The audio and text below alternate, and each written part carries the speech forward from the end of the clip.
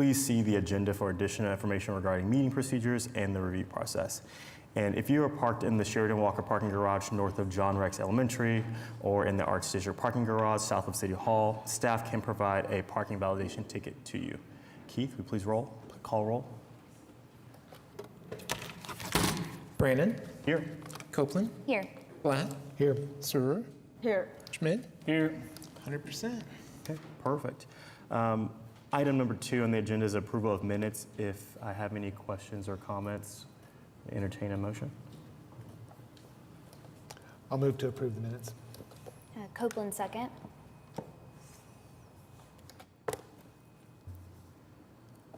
Okay, motion passes. Item number 3, cases withdrawn, we have none. Item number 4, continuous requests, we have none. Item number 5, consent docket, we have 1 on the consent. Does anyone want to request individual consideration? If not, I'll entertain a motion. I'll move to approve the consent docket.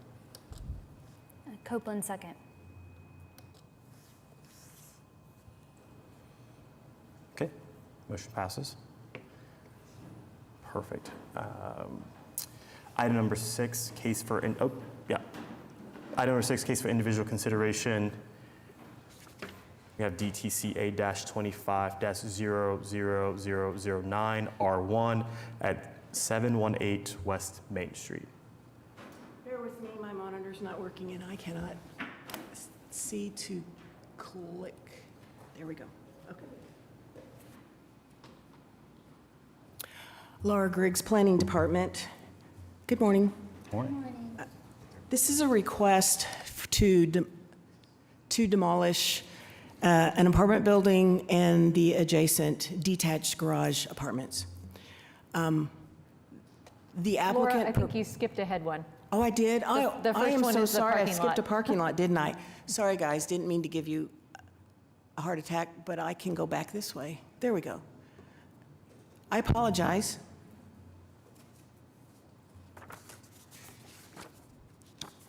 For some reason, this is a request to resurface an existing parking lot that's been there for quite some time. Included in this request was a request to not install the required landscaping as referenced in the staff report. So you're probably familiar with this parking lot that's on the corner. It's immediately south of the police station. It's the one that typically people know it because it has the blue metal fence around it. There is what serves as street trees that were put in as part of Project 180 on the west side of it, as you can see from this slide. But for whatever reason, when Project 180 was done, they did not put in street trees along Main Street. So there aren't any on the frontage on Main Street, as you can see from this slide, because I'm looking west across that frontage. And there's also not any east for the rest of the block. And so then this is the buildings in that area where I didn't realize Carpenter Square Theater moved until I was there and went, no, they're not in there anymore. And you have the police department. And this is the adjacent surface parking lot. And I will go back, and I'm just going to land right there. I think that's the easiest way to discuss it. Surface parking lot is permitted. This was in this location prior to 2007, because as you know, we now have a guideline about parking lots on corners. This predates any of those requirements. What I included in your staff report is the section of the code that talks about when you resurface any construction within expansion or reconstruction in excess of 500 square feet of an existing parking facility, which is what's going on here. There's minimal landscaping requirements, which is 1 point of landscaping for every 200 square foot of the development area. So you just do the math, divide it by 200, and that tells you how many points. I included the point value, which helps you figure out, well, what kind of landscaping can they put in? The entire surface of the parking lot is paved, and obviously they don't want to rip out any pavement that's in there. The information provided talked about the fact that this is parked full all the time, probably, I'll call it full plus. So they get vehicles in there that aren't in a parking spot because there isn't room for them, so they just park where they can. And it is parking, it's not public parking, it's parking for people associated with the police department, the employees. You'll see police cars parked in there as well. I included the regulations on irrigation because that was one of their concerns, was they didn't want to have to put in in-ground irrigation.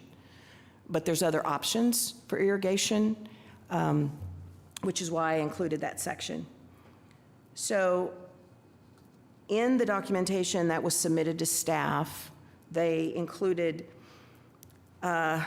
information that said the police department are proposing to identify and replace needed landscaping within the business improvement district to cover the required minimum 187 site points. Approximately 19 areas have already been identified for landscaping replacement. Understanding if the variance was approved, we would be working closely with the responsible parties to identify areas with the most landscaping needs. Specifics of this proposal were not submitted to staff, and I made the assumption that the 19 areas are referring to tree wells where maybe the tree is dead or it's missing. The downtown business improvement district, the bid is managed by Downtown OKC Partnership, DOKC. DOKC staff has indicated they are finalizing a proposal to replace missing or dead street trees in the downtown bid. According to DOKC staff, this proposal does not include any partnership with the police department. And so I just wanted to provide that information with my report.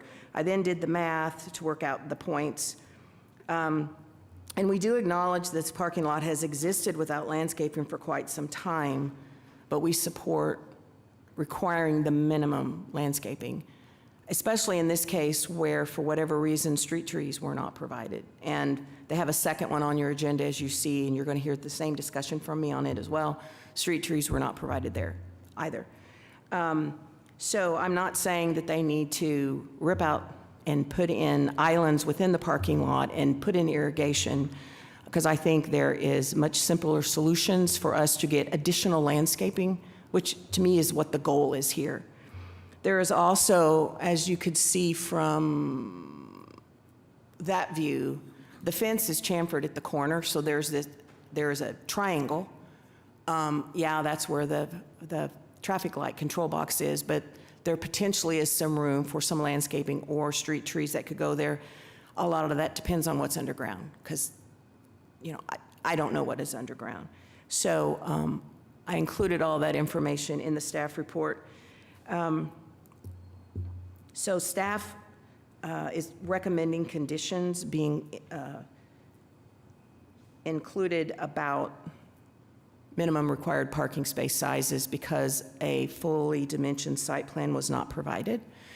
And since they are going to be restriping the spaces, they need to be put in according to what our minimum code requirement is, not only for regular spaces, but also for the ADA spaces, which are wider with the, plus the clear aisle, and for the number of the ADA spaces. So I have made a recommendation that has a condition about the sizes of the parking spots and the drive aisles, which shouldn't be a problem because, as you can see, this parking lot doesn't have access to the alley, so you have to go out where you come in. So they can't do one-way drive aisles necessarily to make full use of the width. So that's actually extra wide for the rows of parking. So that shouldn't be an issue. And then I'm also recommending that they install landscaping and street trees at the corner between the fence and the sidewalk, and install street trees along Main Street between the sidewalk and the curb. Details to be worked out with staff. So if they can't meet all their points by planting street trees in front of their piece, since they also have the parking lot to the east, staff is supporting, well, they can use the points there to put street trees in. Do you have any questions for staff? Questions or comments to staff? Laura, did you want to speak to if they do decide to seek a variance? Oh, I was kind of waiting, but yes, thank you. Okay. So I didn't have anything here about making a recommendation of approval or denial to the Board of Adjustment. But, you know, if they don't agree with the conditions and they say that they want to seek the variance, staff would recommend denial of that, because I feel that the conditions I've come up with are workable and beneficial to this area. And we do have representatives from the Public Works Department. Okay. Thank you, Laura.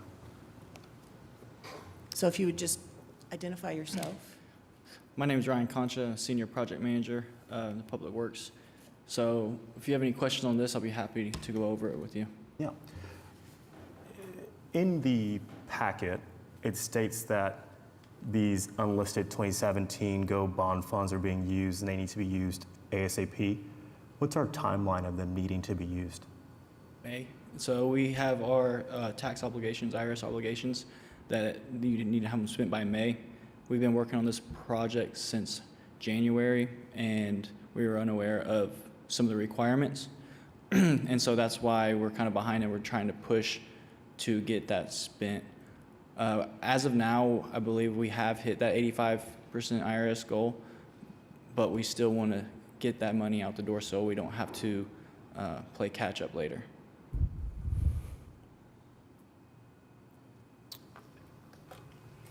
Are there any water sources on that side of the road for this site? Like, does the property owner have a water resource? I don't, Quick there's coupler? probably a hydrant that we Hydrant, could, okay. but there's no meters or anything, so Okay. those would also have to be installed. Okay. And I would, so with this project, we have a limited budget. Since it was unlisted, it was requested.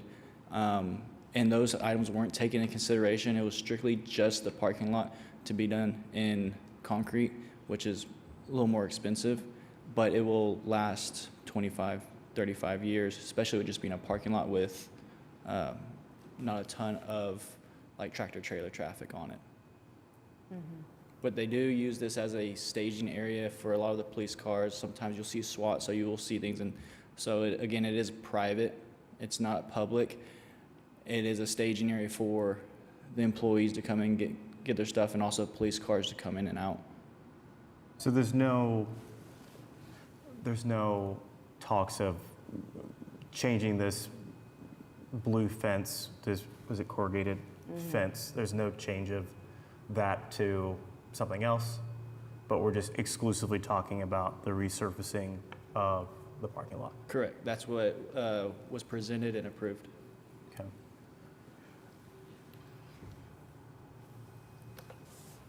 For any other developer that would come and have a similar condition, what's the maximum amount of landscaping that's allowed to be in the right-of-way? I don't know the answer to that question. But it's less than 100%. Do you know the answer to that? In the right of way? The way that the code is written is frontage. So basically anything in the front, basically from the face of the property out. Normally there's a building. I would say here it's Right. our fence line.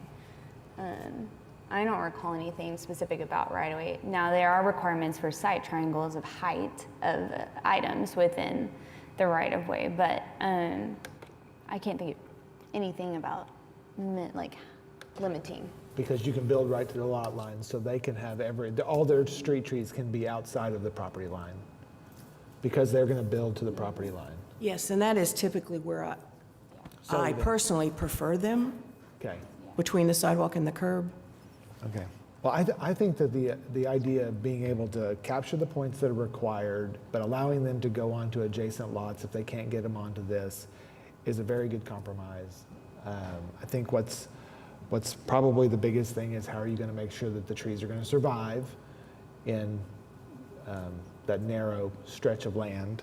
But I think that can be worked out with staff. And you're going to also work out tree species with the ordinance as far as street Right, trees. there's the approved Street tree list? tree list, and then there's the recommended spacing that we would definitely want to pay attention to, so that we don't end up with, we wouldn't in this case, but we don't end up with too many and they're too close together. Is Public Works going to be in support of the recommendations that are being made by staff, or is a variance going to be pursued? We definitely agree with what's being recommended Okay. with putting it on the frontage road within the project limits.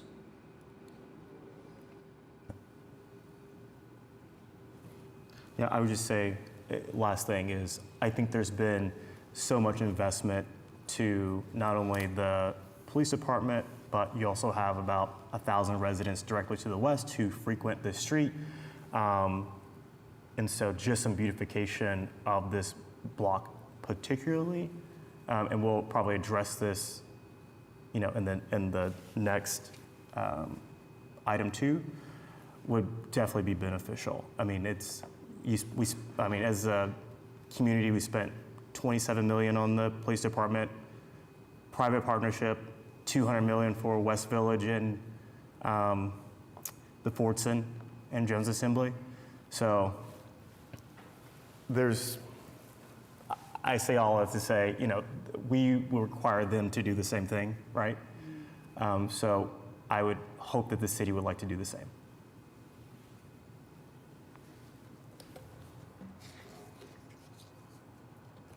Is there anyone from the gallery who wants to speak on this item? I'll move to approve the application on the basis that the project complies with the regulations and guidelines of the Downtown Design District zoning ordinance as referenced in sections C and D of the staff report, with the conditions that the applicant meets the minimum parking size requirements, minimum drive aisle width requirements, and minimum number of ADA space requirements. Regular spaces, minimum width 8.5 feet, minimum length 18 feet, 18 ADA spaces, minimum width 11 feet, minimum length 18 feet, with the minimum 5-foot wide adjacent clear aisle and minimum two-way drive aisle width of 24 feet, and 1 minimum ADA space per 25 parking spaces, and that the applicant installs landscaping and street trees at the corner between the fence and the sidewalk, and installs street trees along Main Street between the sidewalk and the curb, with the details to be agreed upon with staff. Copeland, second.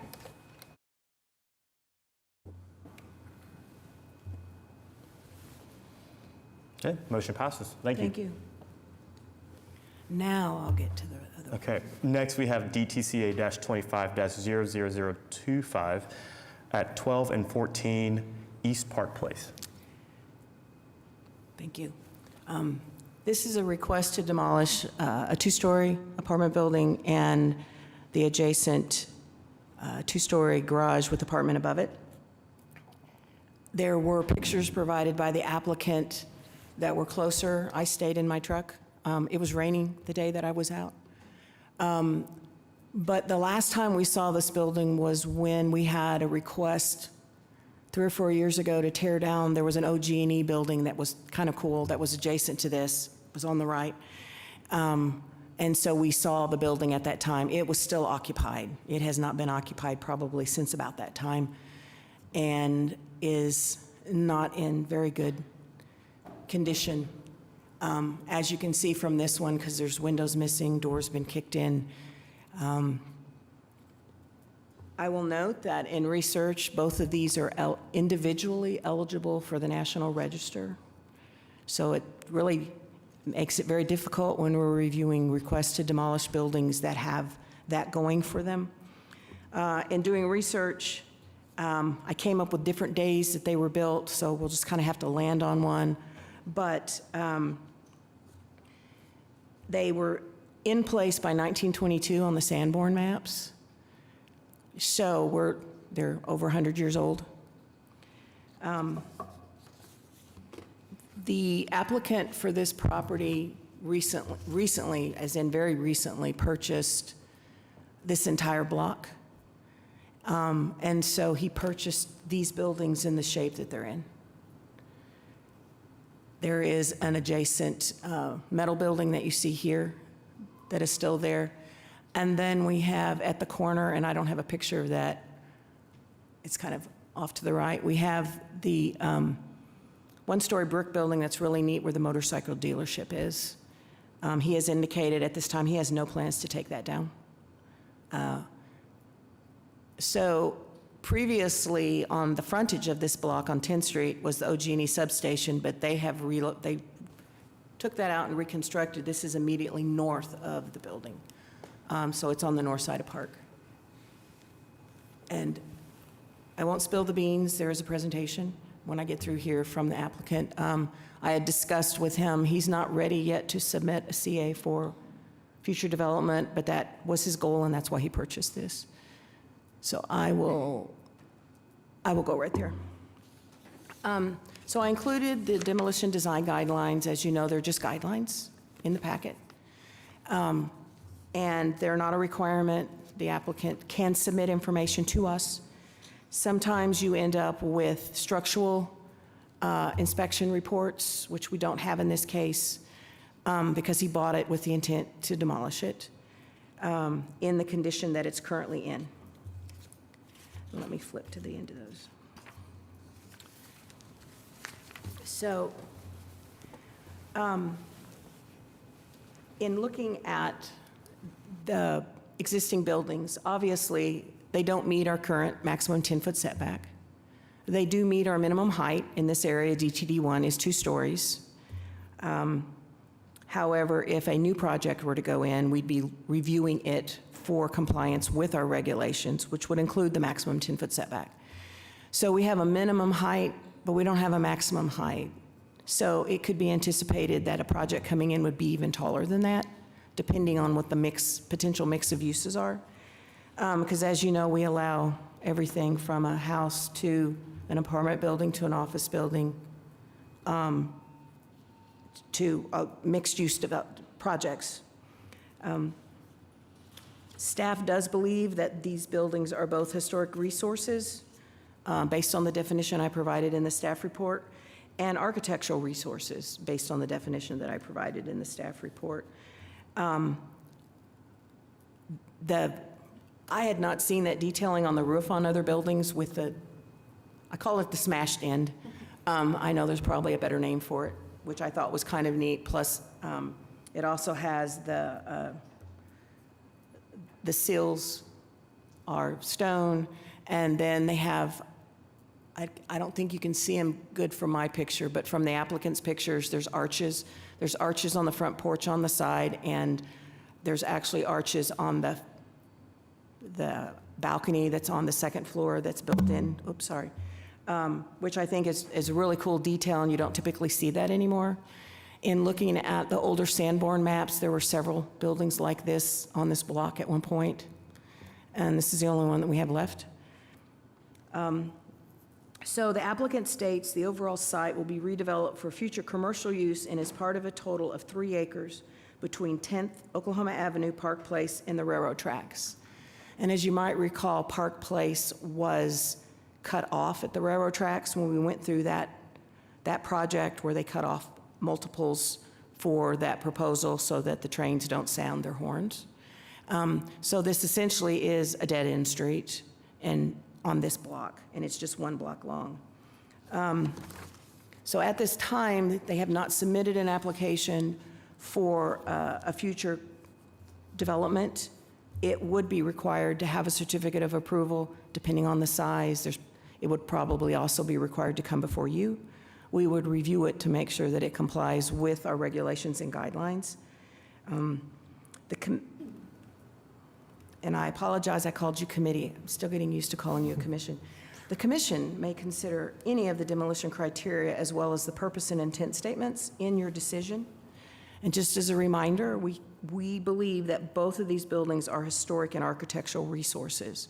So I've given you options in the recommendations, which we can discuss when you get to that point.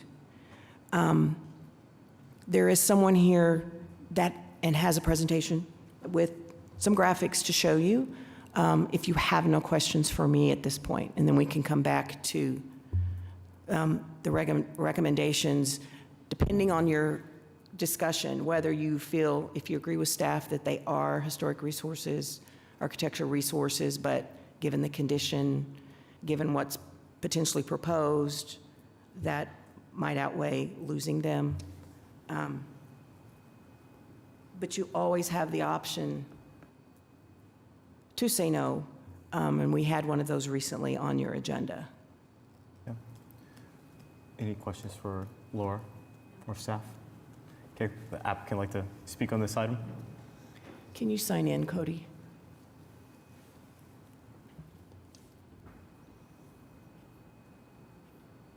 You just need to put your name down. Okay. You got everything. Thank you. Cody Pistolka, 11 Northwest 10th Street, Suite 100. Thank you, Laura. So, Let me get to your, yeah, we've got just a really quick presentation. would you like to drive it? I can. Okay. There's only a few slides. The wheel. Okay, thank you. So as Laura mentioned, one, the condition of the property. Again, our company's only had possession of this for about 2 months in February. And you can see 10th Street, Oklahoma. On the far left, that's where our office is located. So we're very heavily invested in this district. You come along 10th, the next building is the Indian Motorcycle Building, which we are keeping. We have tenants in there right now. And then you can see where the OG&E substation was at the southeast corner of 10th and Oklahoma that was relocated a block to the north. The subject properties are on the north side there. So as Laura mentioned, East Park Place dead ends now at the railroad. So in addition to the condition of the building, the context is not really something that's lends itself to continued use of the structure. And so the backside of our building, we've had a lot of issues with homeless encampments, drug use, things like that. So we're constantly having to kind of try to keep that area cleared out and safe because it is kind of tucked off away to the side. There's the building right there. So from 10th Street, here's the Indian Motorcycle Building, which is going to remain. I'd also note that the old fence and then a metal building around on the other side has already been administratively approved, so that demolition should happen within the next 2 weeks or so to continue kind of cleaning up this site in preparation for development. Again, the really cool building right there that is very active. This is our office.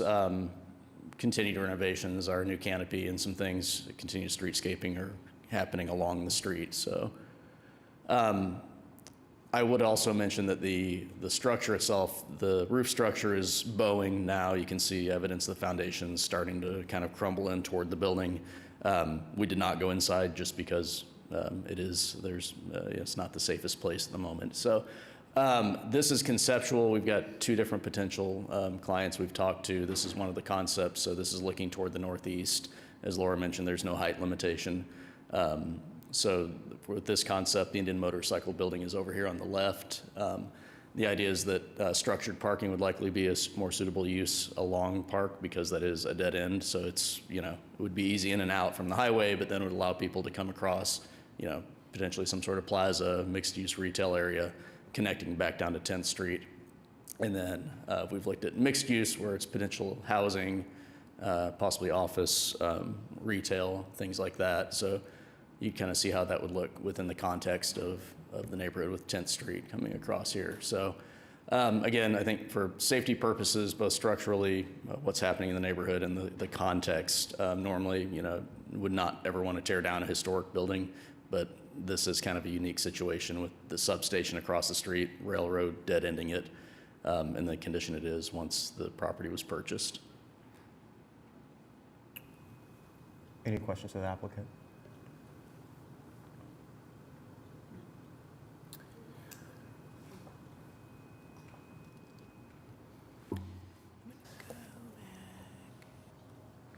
The images that you're showing, you're saying that you have individuals who've expressed interest in something similar to that.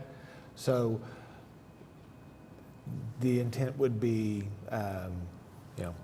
something of that scale and in general. Yeah, I mean, this is yeah, not just an image that has no program behind it.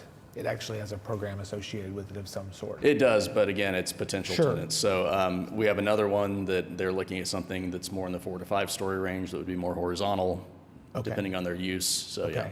this is the one that's been developed further, one to generate interest and also that it does have a potential tenant. Mixed use, looking at- multifamily, retail, public space. Yeah, potential hotel as well. Yeah. Okay. But again, these are master plan, conceptual, Sure. Is there any consideration for securing this building until there is a CA or something that's approved or brought back to our committee? The only reason why I kind of ask this is because we've approved another project at a corner, and Stage it is center. not, and now, and since then that corner is now for sale. Yeah, And so just trying to think through, and I understand that this was just purchased, I think at the end of February. January. Yeah, or January, beginning of February, February. yeah. So I know there's probably some intent there, but is there any consideration for securing this building first until there's a presentation that's more definitive? I think the scale of this, I mean, it's not going to be a short term, you know, it could happen this year, it could be next year. I think securing it would probably involve boarding it up at this point. I don't think we could make it safe enough to get any tenants in it. Right. And so it'd probably require boarded, you know, chain link fencing. You'd probably, I mean, that's of course something that can be done. It's, yeah, just again, it's kind of, there's no eyes on the street over here. Yeah, and I understand that this leveling it surface lot would probably be the most advantageous for a safety concern. I think that my issue is that we are essentially tearing down a historic building for a project that we don't know that's going to happen. Yeah, yeah. The intent, of course, is to develop it. Sure. But Yeah. I understand, yeah. Yeah. We've seen many projects that don't happen after demolition. Yeah. This was definitely not purchased with the intent of holding and just waiting or anything like that. So, I mean, we're actively working on getting this to happen, so. Yeah, thank you. Any other comments? Well, I would agree with what you're saying. Across the street's a substation. Anything other than what you're talking about or something similar is going to be very difficult to pencil out. But removing it doesn't, the optics of removing a historic structure without the knowledge of what's going to replace it, that doesn't look good, nor does it set a good precedent. I do think that there's a benefit to incentivize getting something penciled and on paper and in front of us as far as what that development can actually be so that we can make a comment on it. I'd love to see it stay until you've got something that you can present, because I think that that is the way that we're supposed to act in these situations, at least the intent of the ordinances and the guidelines. So if it can be secured, that would be a much better approach, at least in my opinion. And I think probably you've got 5 commission members that are saying demolition is on the table when you bring something to us that's worthy of demolition, if that makes sense. So like, from a development standpoint, you have de-risked it today because we are potentially agreeable to demolishing it when the higher and better use is presented. Yeah, I understand that, yeah. Yeah, again, yeah, securing it, we can board it up, it will get broken into. Yeah. It'll be a continuous security issue for sure. And boarding it up also doesn't contribute to anything, but I don't know how else, you know, we can't, if we restore the windows, they'll be gone in a month or two. So I had mentioned they didn't have a structural report, which is one of the items in our guidelines. However, I might just ask if they had documentation from a structural engineer about the condition, and that condition was of a nature to cause concern about safety. Would that be something you all would take into consideration? I would. Okay. And again, I don't think this view shows it, but on the north facade, the structure itself is starting to break down. The foundations are giving way, so even if we secured it from a security standpoint, it's going to be a challenge to keep it, make sure it's standing long term. So I guess what you're saying is we could continue this and allow you to... Yes, I was going to mention, I didn't have that as an option, but if they agree, We you could could continue continue this, it. you could go get a structural report that says this is beyond a state of repair in a manner that is inconsistent with the financial future of this property, then, you know, maybe that's the nail you need to finish this off. I'd be agreeable to a continuation if the applicant would be. Okay. So with that in mind, we'll throw dates out. As you know, if we continue it to next month, I need the resubmittal by next Tuesday. I think I happen to have, no, I don't. The end of May, I have an extra week, so no, I don't. So we would need everything by Tuesday. I don't know. Yeah, I don't think I you don't can think engineer that out there that's and write a report doable. that quickly. So I would suggest that we look at continuing it to the June meeting. Yeah. Okay. And I don't have that date in front of me. For 18th, is that what you said? The third Thursday? 19th. 19th? The 19th is Juneteenth, so Oh, our meeting is So- not on that date. I no, need to you double guys check. moved the meeting. Is 'cause it I on the wasn't- Friday? You changed it to Friday, and normally I would have done it to Wednesday. So our meeting in June is actually on the 20th. 20th. Okay. Okay. Which is an odd day for us to meet. So if you want to continue it to June, that would be the date of the meeting.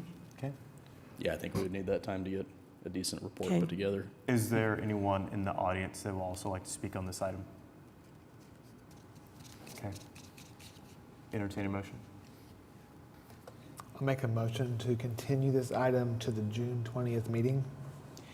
And can I suggest that you add, Conditions. in anticipation of In anticipation receiving, of receiving a structural report that states that the structure is not salvageable and is a threat to the health, safety, and welfare of the public, and not in keeping with the long-term intent for development of this property. Sarurde second.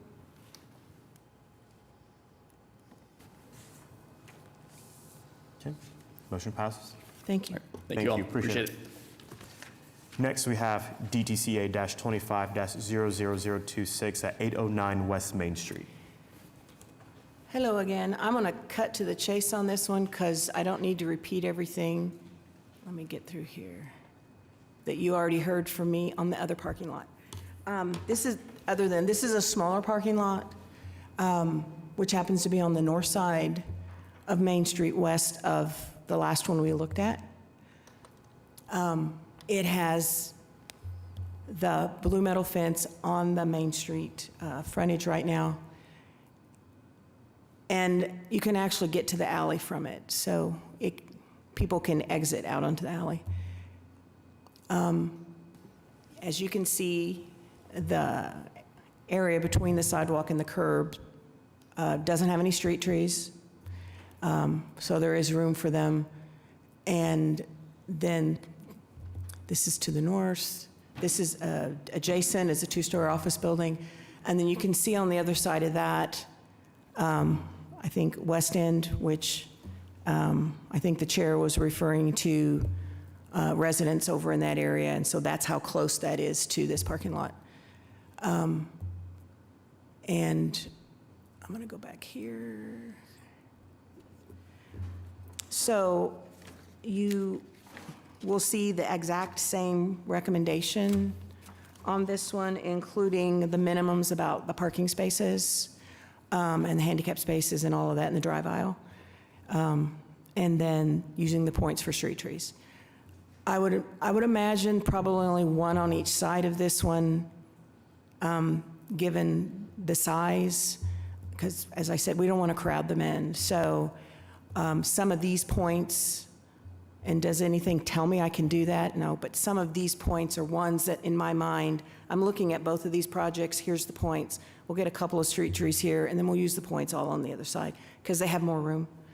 Because once again, to me, this is not one where I would say, you got to lose a parking space and put in a landscape island, because I'm not saying that at all, and I'm not saying they have to put in in-ground irrigation either, because they could utilize one of the other options that are in that. So, did you have any questions for me on this? Any questions for staff?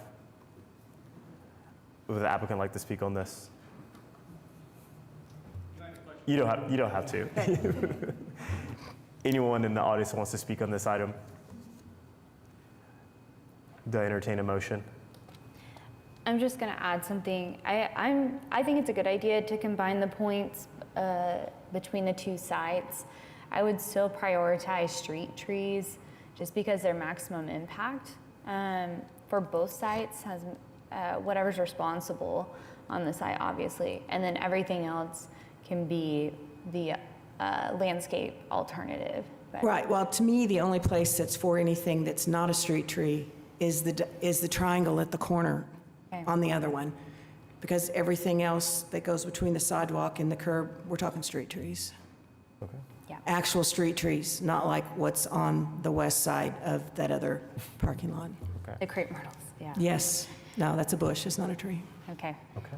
I'll go ahead and, motion that we approve the application on the basis that the project complies with the regulations and guidelines of the Downtown Design District zoning ordinance as referenced in section C and D of the staff report with the condition that the application meets the minimum parking space size requirements, minimum drive aisle width requirements, and minimum number of ADA space requirements, regular spaces, minimum width 5.5 feet and a minimum length of 18 feet, ADA space minimum width 11 feet and minimum length 18 feet, with a minimum 5-foot wide adjacent clear aisle, minimum 2-way drive aisles width of 24 feet, and minimum 1 ADA space per 25 parking spaces.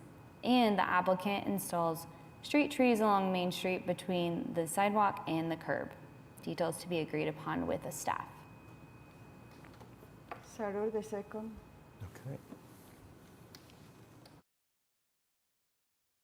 Okay, motion passes. Thank you. Okay, next we have DTCA-25-00027 at 115 Harrison Avenue. So recently, you all had an application before you for the 6th Street Railroad underpass, overpass, however you look at that, where you approved signage in the underpass and painting, and it's in, if you haven't been there, you need to go, and they've got lighting. But you also approved Oklahoma City to be installed on the east side. And prior to your hearing, the railroad had agreed. They changed their mind and said, no, you can't put Oklahoma City on the side of that. So with that in mind, the memorial started looking at other options, and that's why you have this one for you. And the other thing that I'll just say is, as you can see from the pictures, it's in because they got a special event permit to allow them to put it in temporarily because this weekend is the 30th anniversary, and they needed it in place, and there wasn't enough time. So that is why you see it in place. Driving by, it's kind of neat. I haven't seen it at night. It lights up. Luckily, this part of that, if you look from the air, it's a circle with all these roads coming together. And so the paved part is very deep, which allowed room for this to finally be located where it doesn't interfere with anything. And so we have in that area, this is the Metropolitan, it's across the street, just so you know. And this is on that same property. The sign's in the right-of-way, this is adjacent to it. And then recently, you approved a project for an office building southeast of this, and that's where it is in relationship to this proposal. So we'll go back, because that's the way to see it. So you did great work before. Unfortunately, we're going to have to do this again. And because it's in the right-of-way and because it's larger than what's allowed in the sign code, it needs a variance from both of those. And it's actually, I believe, on the Board of Adjustment agenda this afternoon. So I will be reporting out to subdivision and zoning staff what happens at the meeting today. So I included in here all the information about the size that's allowed for a freestanding sign in the downtown design district. All of the streets are considered downtown streets. So this can be 12 foot tall and it can be 75 square feet. And they're proposing 150.5 square feet is the size of this one. And then, as I said, it is located in the right-of-way. So that's the other reason why they need a variance. So in the downtown design district, we typically don't have issues with the site triangle that you normally would, because we let buildings go all the way up to the property line, and so we don't set them back. This particular intersection is obviously a signalized intersection. Traffic is controlled by the signals. I unfortunately almost turned up that street the wrong direction, seeing the parking lot, and I'm like, oh, I can get there. Luckily, I stopped because this was in the rain, trying to get my pictures taken. So there is a lot that's going on at this intersection. I think the size is appropriate to all the traffic, all the roads, everything going on, and the intent of the memorial and the information I've included is, this is the entrance. This is the way everybody comes in to go to the memorial when they're coming from 235. And they come in on 6th Street, and this is what they'll see. And so they were wanting a welcoming feature. And then shortly after this, then you go down and you get under the railroad, and you'll see the Be the Light that they put in with all the lighting they put in and the paint. And so when you look at the sign, it appears proportional with where it is, because and this is only showing one road. That other picture I had 2 roads, but there's 5 that come into here at this intersection. So it appears proportional with the traffic pattern, and the pattern is not unique. The intersection's not unusual, but it might support, in our opinion, might support a larger sign because of everything that's going on here. But because the size and being in the right-of-way are regulations, they have to get a variance. Because it's larger than 100 square feet, I had to come to you guys with it. And you guys will have to also make a recommendation to the Board of Adjustment. So staff totally supports this. I think it adds something to that circular area that's around the intersection, and all of these where the pavers are. It'd be great if we have an increase in the pedestrian activity, maybe from the new office building that's going to be built there. And so then we'll have all of that on top of the cars that are going there. Because I think somebody referenced people walking to Jimmy John's, if I'm not mistaken, which is in the building that's right behind this, when we were discussing that project. So. Any questions for Laura? A representative from Public Works is here because they were the applicant, because it's in the right-of-way, and this is because it was for the memorial. Okay. So, did you have any questions for me? All the white pavement or paint, what is that? I'm going to let Okay, Public Works, because great. I had actually mentioned that to him because I noticed that and went, what is this? I'm mostly curious if it's associated with the sign or monument, or No, if I it's don't believe so, separate but construction. Barry Lodge is from the Public Works Department. And Perfect. Okay. Barry Lodge with Public Works. Yeah, that pavement probably didn't turn out exactly like we want it to look, but what happened was originally there was a light pole with pedestrian signals in that location, and in working with the architect and the sign manufacturer, trying to come up with the best place to put this sign, we finally figured out pushing it back as far as we could to that landscape area was the best location. That put the existing light pole right in front of the K, which is not the best place to have that going. So we elected to take that light pole out and move the pedestrian signal poles closer to the ramps where they actually belong to be compliant with our ADA requirements. And in order to do that, all of the electrical was under where that pavement is. So we had to take that pavement out and replace it. After I went by and looked at it, saw it like this. Seeing the pictures, it even looks worse than it does in person when I went by that.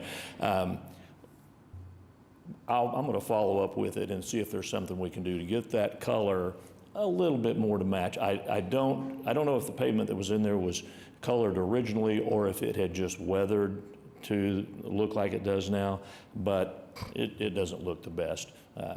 But yeah, we'll check into that. But that's what happened with that, and they went back in and poured it and didn't make the color match what was there. Okay. Yeah, any comments? I think it's very unfortunate that BNSF did not play ball. But I honestly, I might like the result a little bit better than the Oklahoma City on the bridge, personal opinion. It's actually got a texture to it. I should have taken a close-up picture. So it's not just totally smooth. Any other comments? I was just going to say, to the railroad's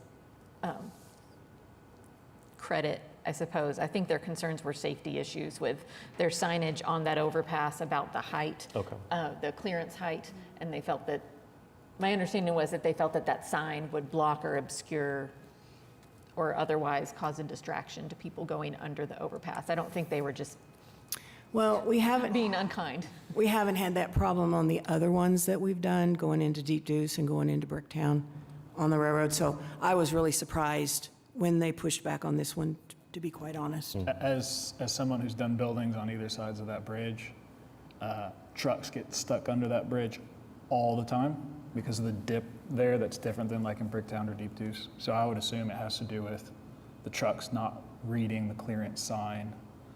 Like trucks, vans, all sorts of things get stuck on that thing. So I can understand how they would have pushed back on that. Okay, makes sense. Is there anyone any other comments? Anyone in the gallery that wants to speak on this item?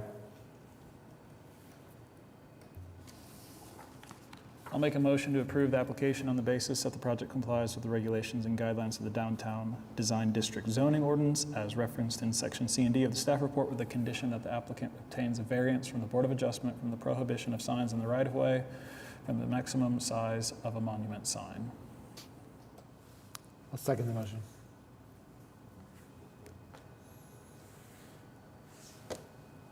Okay, motion passes. Then I'll make a motion to provide a recommendation of approval to the Board of Adjustment for a variance from the prohibition of signs in the right-of-way and from the maximum size of a monument sign. I'll second.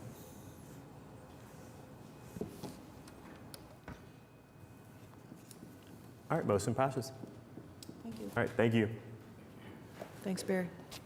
Okay, next we have item number 7, other business. We have CE-01140 at 400 Northwest 10th Street. Hello, last item on your agenda. So you don't normally see it this way, but if you look up here where I have these squiggly red lines, this is over a few block area, so I was trying to figure out the easiest way to show it to you.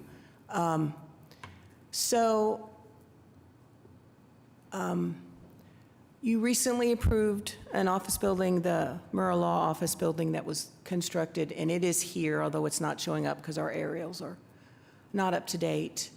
And then the parking garage you approved has been constructed here, so that kind of orients you. Fassler Hall is across the street. And up here, we have Brown's Bakery. And then the adjacent building was at an A&P store, I think. I believe the one that's south. It was one of those, TGY, yes, that was it.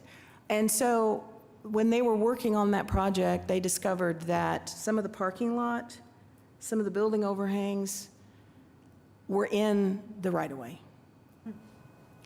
And the entire site was declared, correct me if I'm wrong when you get up there, Mark, but it's all historic. And so they started looking at how can we clean this up? And so the other thing that came up when the Murrah Law Office was built, they had to put a retaining wall and steps, and it was in the right-of-way, and Public Works asked them to please vacate that right-of-way because they really didn't want to have that covered by a revocable permit, because then it's like on the city versus on a private property owner. So that is the area that's here along 10th Street. That's where that came from. And then vacating this piece of the right-of-way in this area, they've got, this apartment building has been demolished. There will be a new building here on this corner, a new building here on this corner, and another building here that hasn't come in yet. And so they were wanting to try and get it all set up for the projects they're coming in. And then the last piece that I'm having trouble seeing is way up here, which is a piece that I thought had already been totally done previously, because there's seating in it that you see from Robinson, and some of you might have eaten there. Well, several years ago, as I indicated in my staff report, they came through with a CE that covered about 2/3 of it. There's some issues with the legal description, and they really wanted to cover the entire area. It kind of looked like an alley, but it's really park. It's not an alley. And so that is included in this one. And so this is the view of that area from Robinson. So we, it's used right now for gathering of people, and people can walk through and you can eat in there. And then at the other end, it's actually access to some parking areas, but I believe it's all private parking. It's not public parking. And let's go back to this one. So most of the time when people come in and they want to vacate something, staff has some issues because let's say they're vacating the alley and we're concerned about back of house. Where's all this stuff going to happen? But these are just strips, and the park has not been functioning as a through street for a long time. It's access to parking, and it's being used for pedestrian gathering and eating and sitting at the tables. And so when you read through this, staff is totally fine with what they're proposing. However, I do want to point out that when they do this, some of the sidewalks will be on private property. So they will need to provide the city with easements to allow, and there is no intent to block the sidewalks off, but we just wanted to include that. Hey, let's just get it covered so we know we'll have continued pedestrian access on these easements. So in your packet, I included one of the drawings that I highlighted in yellow. I've got a black and white packet, so I can't see it. And so I highlighted all of those areas in yellow just so they popped and you could see it, because there's so many different little pieces. Normally we handle one. Well, this is, as you know, when we get them in Midtown, it's usually more than just one block, and we do other blocks. So do you have any questions for me? No questions? Do we specifically request easement for just sidewalks, or do we designate a width? I'm recommending that. Let me just say, Okay. in the past, when we've recommended conditions, they don't always end up in the final document that City Council approves. But what I will say is, closing, the next step is vacation. And so when they go to district court, everybody's invited to the table that might need an easement, which would include the city, because we have utilities, well, we have sidewalks. So by all means, if you wanted us to be more specific about the width, we could. I just am trying not to let that fall under the radar and just say, hey, guys, you need to get this, if that makes sense. Okay. Let me think about that. Good afternoon, Mark Zitzau with Johnson & Associates, 1 East Sheridan Avenue. So I think Laura did a pretty great job explaining all of it. Just to add a little bit more color, the Park Place street right-of-way, half of it was previously closed and vacated. When we went back through preparing this application, we were initially coming through to close and vacate the western portion that hadn't been done. At that time, it was discovered that Park Place right-of-way was wider than the original application, which is why we re-included it. A bit of a belt and suspenders approach just to ensure there's no future title issues. So that's that piece. It is private parking. It's private paving and pavers that were put in by Midtown Renaissance with the redevelopment of that block. That's that piece. The former Brown's Bakery, I believe Laura mentioned it, through their work with the State Historic Preservation Office, the Department of Interior, the parking lot was considered contributing to the building. And so the architects are working on how to piece all of that together. But a portion of it does fall within the right-of-way. The Fassler Hall building, if you've been out there, there's kind of terraced landscape, planter retaining walls. Those are in the right-of-way. Phillips Murrah has similar grade challenges. And then the future project, which is really why we included the piece along Hudson and along 9th Street, we already anticipate the retaining walls and the features that are going to be needed. So in one application, we're seeking to adjust this. Public Works was supportive. To the sidewalk, we will put the existing sidewalk and its width fully within an easement where it's covered. Laura mentioned the district court process. In that document, all utilities will reserve a right to whatever they currently have, which would include the existing sidewalk. That sidewalk may or may not be replaced when Midtown Renaissance comes forward with the new building along Hudson. At that point, you'll be able to discuss, widths, landscaping, and everything else that's needed. This is in no way trying to prevent pedestrian access. I think what Midtown Renaissance and Fitzsimmons architecture has done, I think has been high quality and significantly enhanced the pedestrian realm in all of their projects. So I don't have any fear of them working through those issues in the future CA. But with that, happy to answer any questions you might have. Any questions? Thanks for the clarity. Thank you. Anyone in the gallery wants to speak on this? No? Okay. I'll move to provide a recommendation of approval to the Planning Commission for the request to close the platted right-of-way for West Park Place between North Harvey Avenue and North Robinson Avenue, and close a portion of the right-of-way of Northwest 10th Street between North Walker Avenue and North Hudson Avenue, North Hudson Avenue between North 10th Street and Northwest 9th Street, and Northwest 9th Street between North Walker Avenue and North Hudson Avenue, with the condition that the owner and developer provides to the City of Oklahoma City easements for any existing public sidewalks to allow for continued use by the general public.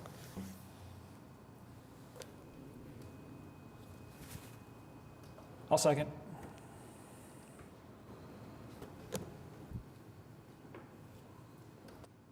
Okay, motion passes. Thank you. Thank you. Okay, next we have item number 8, communications. Thanks. Okay, where are we? Oh, so we have several items. I'm trying to see.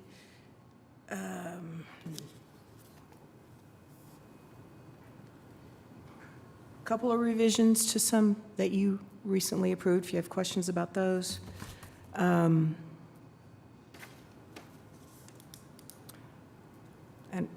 the Raymond Noodle House, as Katie knows, I don't usually pronounce, I usually say Roman noodle, is adding on for those of you who like to eat there. So that's exciting. They're so busy that they have to add on. They're on 9th Street. The first part of, it's technically Wiley Post Park from 15th Street down to the river, but it's where the USS Oklahoma is going to go. The first part of that's been approved. I've got the second part that we're discussing currently internally. So, and if you've been down that way, they've blocked it off and they're starting work. So that's kind of exciting that they're going to activate that space, which is just, it was used for parking forever, and now they're going to actually have some things in there for people to use. We got signs. And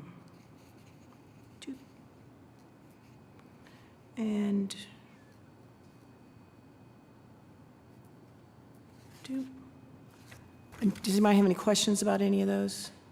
So then I'll morph that into, we have 2 items on your agenda for next month that we're going to be on today. Thankfully, they aren't. We'll reach out to you to check on quorum so that we can make sure we will have 3 of you 5, because you are my commission membership, and I appreciate you. Any consideration for the mayor and the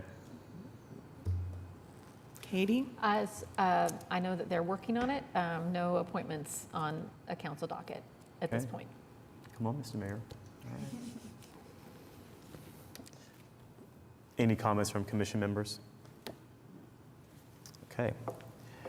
The next regular commission meeting is Thursday, May 15th, 2025. New applications were to be submitted to staff by 4 p.m. on Tuesday, April 15th. Revisions and information on continued projects are to be submitted by Tuesday, April 22nd.